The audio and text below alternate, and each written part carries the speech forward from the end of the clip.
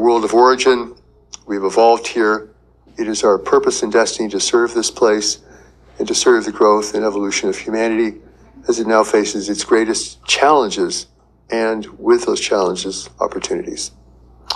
So getting more specific then, what are these actual world changes taking place right now? Overall, the world is heating. It is heating up very powerfully in an accelerated manner. Something we have never had to face before as the whole world. Certainly has happened regionally and locally in time. And this is presenting with us a great challenge of how we are going to live in this changing world, how we are going to organize ourselves, protect ourselves, and keep ourselves from fighting and struggling over the remaining resources, because in a heating world, so many of the primary resources that we depend upon will be under great stress. And I know people, whether they think about these things or not, are feeling this kind of stress because, we think about things at one level, but at another level, we are actually feeling things that are going on around us. And while we may have very strict ideas about how we regard our circumstances or how we see the world, we're still impacted by the change that is going on in the world. And the change in our physical health, our emotional health is being impacted by this change. You can see this in the growing anxiety and concern that people have. And then add to that, we have a worldwide pandemic, which is really not over yet. Perhaps it's become silent for a time. So we're being impacted by the world in powerful ways that are outside our scheme and our understanding and our plans and goals. And we're having to adapt to that as best we can. And we're living in a dynamically changing world right now. Dynamically meaning it is changing in its own ways, beyond even the impact we have had on it ourselves. So this is a powerful and not an easy time to be in the world, but I feel it is the time we were meant to be in the world. It is not a comfortable situation. It is not happening according to our hopes, wishes, and beliefs. But life never happens according to our hopes, wishes, and beliefs. So we are living in a real world-changing environment. And that for many people will call out of them a greater sense of purpose, meaning, and service in the world. And that is its potential. That is its opportunity. Let's turn then to the other big event, which is this event of contact. So what is this and why is it taking place? Well, contact is going to occur eventually. It's our destiny to emerge into a universe of intelligent life, and it will not happen because of our, very limited journeys into space. Our planet has obviously been observed for a long time, and those forces who are in the world today have probably been observing us and learning from us for a long time. When you consider that we're broadcasting out into space mindlessly, our wars, our conflicts, our dilemmas, our impact upon each other and the world, you can see how this could promote really not just visitation, but intervention. And an intervention that is not simply for our benefit, but an intervention that serves the purposes of others, purposes that those who are visiting our world are not revealing to us, who are here without our permission, who are engaging with people and having an impact on many, many things beyond our awareness and agreement. So this is what happens in a world that is very valued by others when you consider our world biologically rich, beautiful, rare in a universe of barren planets. I mean, we don't realize the wealth of this world that we sit upon and how livable it really is. Viewed from the outside, it's a gem in the universe, certainly. And we are destroying it or undermining its value at an alarming rate. And I feel that this is why intervention is occurring now. And there's another reason for this, is that we have created a technological foundation of trade, communications, power, resources, everything that our technology has demonstrated connecting the world that other races can use for their benefit. And that is why this didn't happen 100 years ago or 500 years ago. Visitation to the world has certainly been happening for decades, centuries, and millennia. But the presence of these forces in the world now, in the last 80 years, since the last World War, has grown and become quite pronounced. So much so that those parts of our secret government are concerned with it primarily, and something that the public in general really has no notion of. So I feel it's very important that I bring this message to people. It is a message of urgency, and it is a message of profound importance in terms of our freedom and future going forward. But it also represents the consequence of us emerging into a larger arena of life. For think of this, that the universe around is not a human universe. This is not represented in our movies, where it's human characters with masks on them. These are totally different races from very different worlds with very different beliefs and orientation. So we are an isolated tribe in a vast universe. In fact, sometimes I describe our world, as big as it is like a grain of sand on a beach as far as the eye can see. That's the expanse, if we can grasp that. I don't know how else to describe its immensity, except in terms like that we are emerging into one small part of that universe, not the whole thing. But we are now engaged with others who are here for their own purposes. And this is a calling for action and unity and awareness, I think, almost beyond any other consideration. That and the welfare of our planet as a habitable place to live represent to me the two most important emphasis that we can have and will have as we go forward. And it's interesting, and I've learned from Native American history and what we know about how their seers knew that something of this magnitude was going to come at some point, not by the day or the month or the year necessarily, but there were the wisest amongst them realized that something was going to strike the world or their world as they knew it and change it utterly. So there are people in our world, and perhaps you're one of them, who's more noetic, more have a sense of the larger picture of life, more greater interest in what happens in the world at large, or a more noetic or inner knowing about the relevance and the immensity of change that is underway now. And you're somehow tuned into that. It doesn't mean you understand it fully. I don't think any of us understand it fully. So we're at a real turning point for humanity, a threshold. And it's being propelled both by the condition of the world and by the presence of other races who are in our world acting on their own behalf beyond our awareness. The beginning of the breakdown of our social structures and our relations with nations. Right now, the world is going through a polarizing effect between the Eastern Bloc countries and the rest of the world that will have significant impacts on the future, for example. But the more that we are diffused or in conflict or crisis, the greater the opportunity for intervention. Because here's a race that can present itself as benign, as here to serve and save humanity from itself. This is being proposed to people that this intervention actually contacts directly, and that they're here to save us from ourselves. And that narrative has been used for centuries by European powers with native peoples. We're here to save you. You're primitive. You're not in God's grace. We can teach you how to live properly in a holy manner, in a correct manner, which is completely false. So we're now the native peoples of this world facing intervention. So what has our history about intervention with native peoples taught us about intervention? We know what the outcome of that was and the process of that. So for us to see this clearly, this presence in our world, we cannot want anything from them. This is very important. If you think they're here to give you technology or enlightenment or here to solve all our problems for us, you're a sitting duck for persuasion. You're just an easy mark for those forces in the world. They're going to tell you exactly what you want to hear, and that's what you're going to hear. But if we look at the history of our world of intervention, it should be our lesson about life. When facing unknown forces from beyond, as native peoples were facing over the course of recent centuries, we should remember the lessons of life. This should be our first approach to this whole problem. But most people are treating this as an answer to their prayers, a fulfillment of their dreams. Now they can be fulfilled by forces from beyond the world. If they can't be fulfilled by forces within the world, by humanity itself, that along with a loss of faith in human leadership, human institutions, human religions, we're breaking down in many ways. as a united and cohesive world of people. And that is a prime environment for intervention.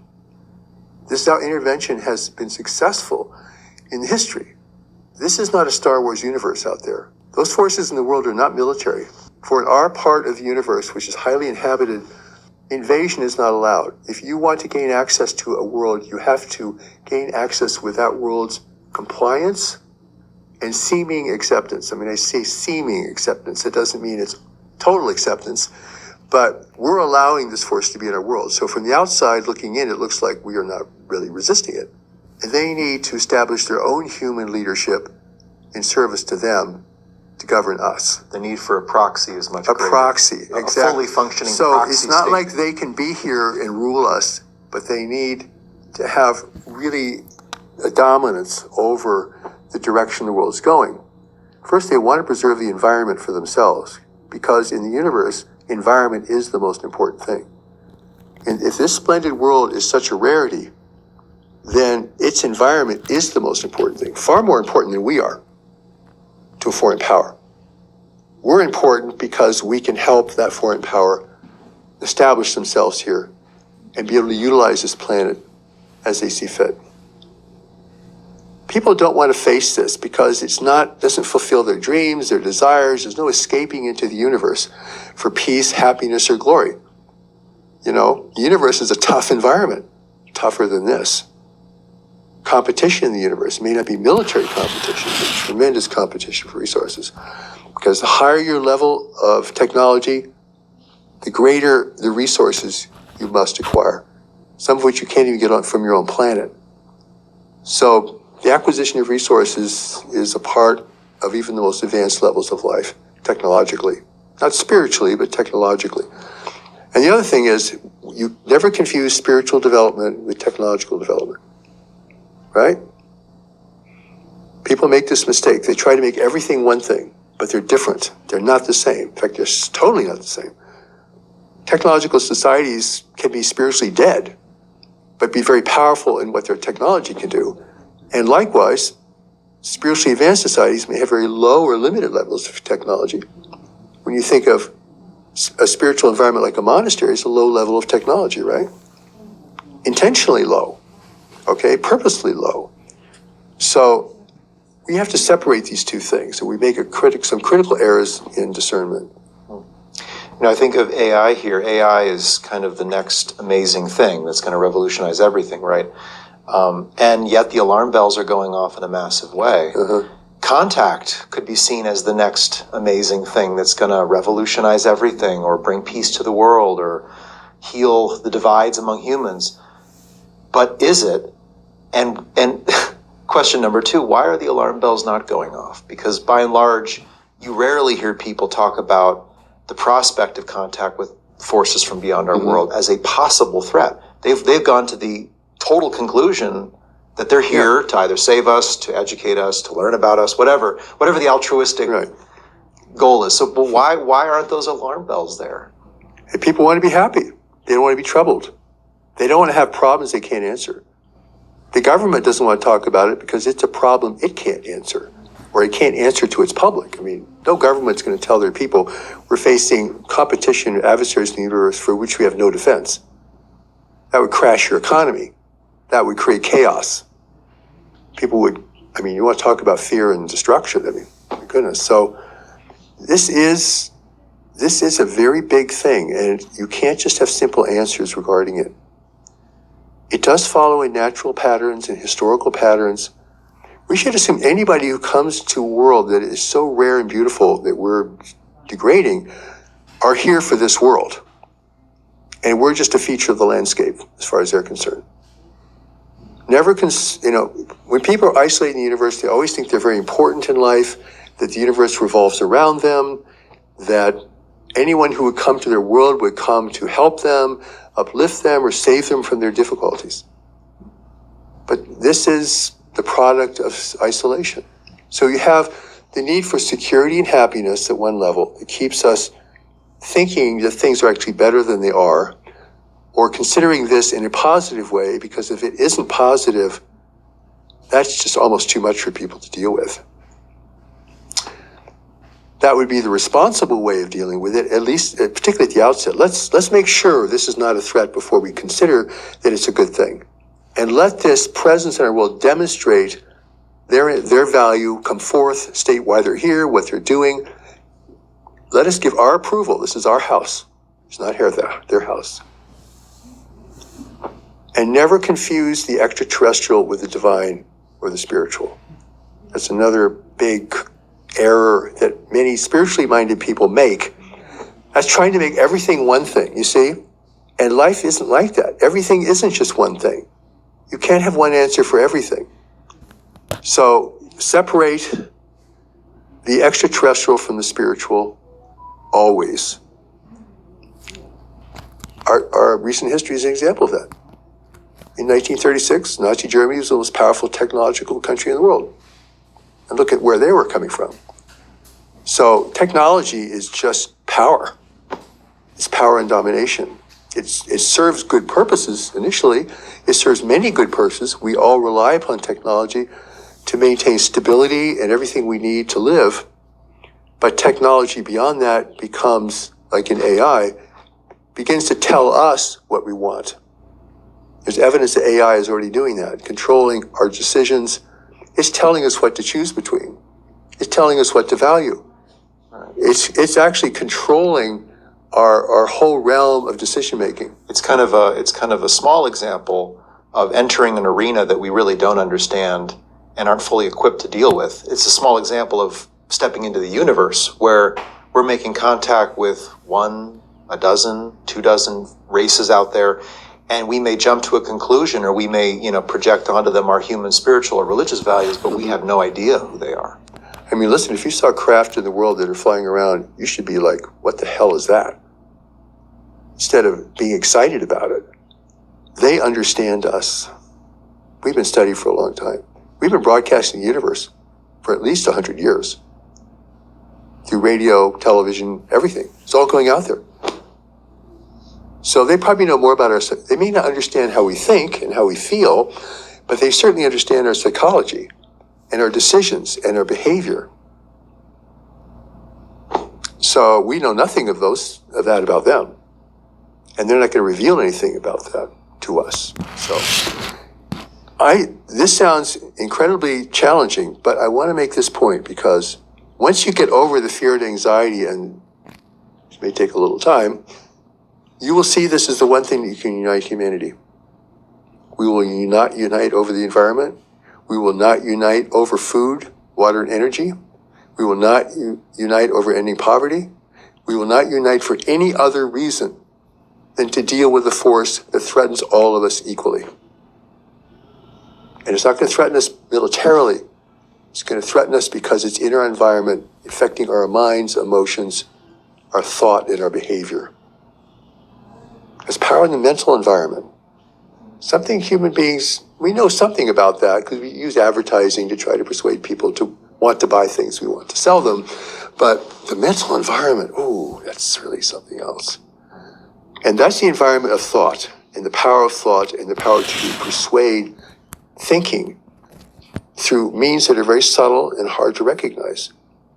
We do that through media with people. We try to control what they want and believe, but this is at another level.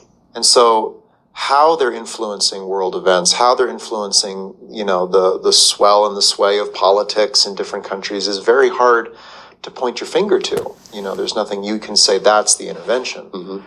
But you can see the overall kind of sum total of its effect, which is this increasing division, like you said, and this fracturing of what were pretty stable societies. Yeah, that's right.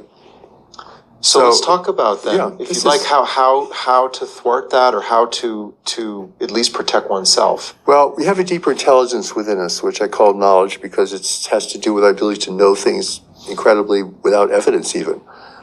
It's an innate intelligence within all of us. Most people experience it as perhaps intuitive experiences, but it's way beyond intuition. It's really who we are. It's who we are eternally. I mean, our human persona is a temporary thing that we adopt from day one, and we live in through the course of life.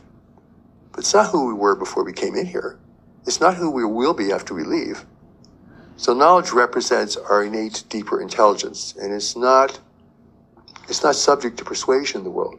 Nothing can persuade it. The source persuades us. It has our divine source. It's connected to our divine source. It is the permanent part of us, not our bodies. This isn't permanent. Our thoughts aren't permanent. Our beliefs aren't permanent. Our social structures aren't permanent. And so, with knowledge, you can see things you cannot see with your personal mind. You have to be able to get beyond a purely human viewpoint, or you just can't see this, and you don't even want to. People don't want to know about this. Oh, flying craft, cool, but I don't want to know about that. Right, they don't want to know what it really represents. They don't want to think about it. They don't want to say, what really is this, and why is it here, and who's bringing them here, and why won't they tell us who they are? And see, they want to ask reasonable, important questions and stay with those questions. It's just something is happening in the periphery of their life they hear about once in a while. So this reality of knowledge, which in your work is the spiritual mind within the person, it's just very amazing and interesting that the spiritual is what protects us in the physical, you could say. That's right. It strangely comes back kind of full circle to the heart of us at a spiritual level, even though the intervention is a very physical event. Well, that part of you that is grounded in knowledge can't be persuaded. I mean, it's literally not susceptible to any form of persuasion, whether it be emotional, physical, imagery, anything, sound, anything. Nothing in the world can persuade it. And that's why it holds your purpose and mission in the world. And it holds it for you until you're ready to begin to face it and assume it and want it and have your life come around to being able to engage with that. It's a process of development, which begins with a real turning point in your life away from just trying to be happy and fulfilled as a person in a world that's kind of breaking down all around you, into coming to terms with, maybe I'm here for a bigger purpose, and maybe there's something deeper in me that I need to explore. And why do we keep getting these feelings about things that are kind of outside the box of what I usually think about, or what I can't talk about with my friends? And I know many people who hear our broadcast and maybe hearing it now already are experiencing this sense that I'm just focusing on a different reality, even while I'm in the world. Some of these people have a greater community history, a greater community background, and they've been sent into the world at this time because we are facing the greater community, the universe full of intelligent life. This is our great turning point. Nothing will change our future as much as this, by the way. If we don't regard this properly, if we don't make wise decisions regarding this, it will change the outcome for the whole world. It's not a done deal, but it's in process. So this is going on in the world. I mean, this is like not some errant thing that is in the outskirts of life. This is penetrating in to our inner and outer life. It's taking a long time to do it because the intervention is playing a long game. This is a long-term process for them. They don't want to destroy the world. They want to preserve the value of the world. They want to preserve our infrastructure, primarily because they need to use it. They can't live here. They're not going to build anything here very much. They're from very far away. So it's not that they're going to send supplies to Earth so they can build their own thing here. Sounds like we've built it for them. We're building it for them. Are we building enough of it for them? So they want to preserve at least some of the humanity for this purpose. So this is a very big thing to consider. And you have to have the heart to do it. I know why people turn away. I understand. It brings up so many questions and so much concern, and you feel kind of you can get hopeless right away. Some people just drop the ball and say, it's over. What are you talking about? It's not over. It's just beginning. Humanity's proper response to a changing world and to our emergence into this universe of life is just beginning. Our ventures into space mean nothing. Really. I mean, it's... We're centuries away from being able to go anywhere, really, beyond our solar system. So it's what's coming here that is the most important thing. What then is to be done? Like, how can you take this out of the unconscious or the unaware part of ourselves? Like you mentioned, trying to be happy in a world that's falling apart.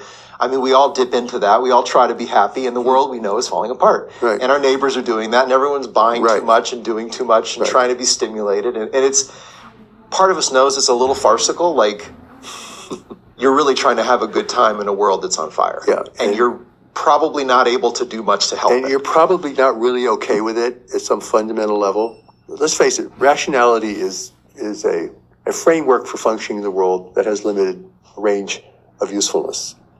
When you go too small or too big, it ceases to be reliable. So objectivity is at a minimum these days. And scientific objectivity is fine, but it's too narrow. It's too limited within narrow spheres of focus. Why aren't all physicists interested in life in the universe? I mean, life in the universe is where we're going. But it seems to be almost a taboo place for traditional physicists to go, because they just don't want to go there. Well, and it threatens all that they've established in the field, or much of it. And yeah, because physics out there is way beyond physics here. And to understand or at least our understanding of physics does not encompass the entirety of it. Exactly. So we have these challenges, but challenge is what makes life real, and it's what makes us grow, and it's what makes us strong. And this presence in the world can make us stronger, but you have to know what it is, why it's here, what it's doing. And this is my work reveals these things. And because it's been revealed to me, I didn't make this up. I didn't even want to deal with this in the beginning. I was like most people says, I just don't want to go in that realm. And I knew that we were being visited. I knew it wasn't what people were saying it was, but like most people, I just did not, I was very reticent to even go there. But the revelation that kept coming to me kept taking me there. You keep getting to go here. Not just to understand intervention, but to understand life in the universe as a outpicturing of everything that's happening in the world on an incomprehensible scale. Corruption, destruction, everything. Technology does not elevate you spiritually or ethically. This becomes inner spiritual work now. This is getting off the surface of your mind, where we're preoccupied constantly stimulated, constantly caught up in things, the future, the past, our interests, our problems, our worries, and we can learn to become still and go deeper down beneath the surface, because there's many layers of intelligence beneath the surface of the mind. And even to be able to navigate a changing world, which is getting ever more chaotic and uncertain, you need knowledge to be able to guide you, because knowledge is there to do that if you can receive it, if you can experience it, if you can trust it enough to take a chance to follow it. We know that intuition can do amazing things, because we've all experienced it here and there through life. But now you're going to the source of intuition, which is a silent intelligence that sees, knows, and acts. It's not fooled by the world. It's not fooled by anything that fools us. It's not subject to persuasion from any force, be it human or foreign. It is not delusional. It is the only thing in us that can really rescue us from our own lost consciousness, lost out in the world or lost within our own internal turmoil. So this is really coming back to who you are. And the need for that now is not just a personal need to have strength, purpose, and clarity in life. It's like, I need to really get clear so I know what I'm doing in this world. So there's an existential need for this. It's very profound. It's not like the world is just the world and I'm just going to go off and study spirituality, become deeper and more intuitive and more aware. And, we are in a survival situation in the world. The intervention will threaten and is threatening our freedom of thought, primarily at this point, and our freedom, period. There's no other world for us. We're not going to get on a plane or a ship and go somewhere else. And we have competition now in our world. It's behind the scenes and it doesn't look like it's predominating, but it's actually very impactful. And it can have real influence on people that it engages with. So I've spoken at many conferences where I'm like the lone voice that's casting the warning about intervention, where other people are trying to treat this as a life-saving visitation. You don't prepare for the universe by hoping it's good. You don't prepare for life by hoping it's good. You have to get out there and face it for what it is and how it is. And that's where you become strong, competent, and hopefully compassionate and dedicated to serving others. So in the end, your service in the world is really what it's about, and it's needed now as never before.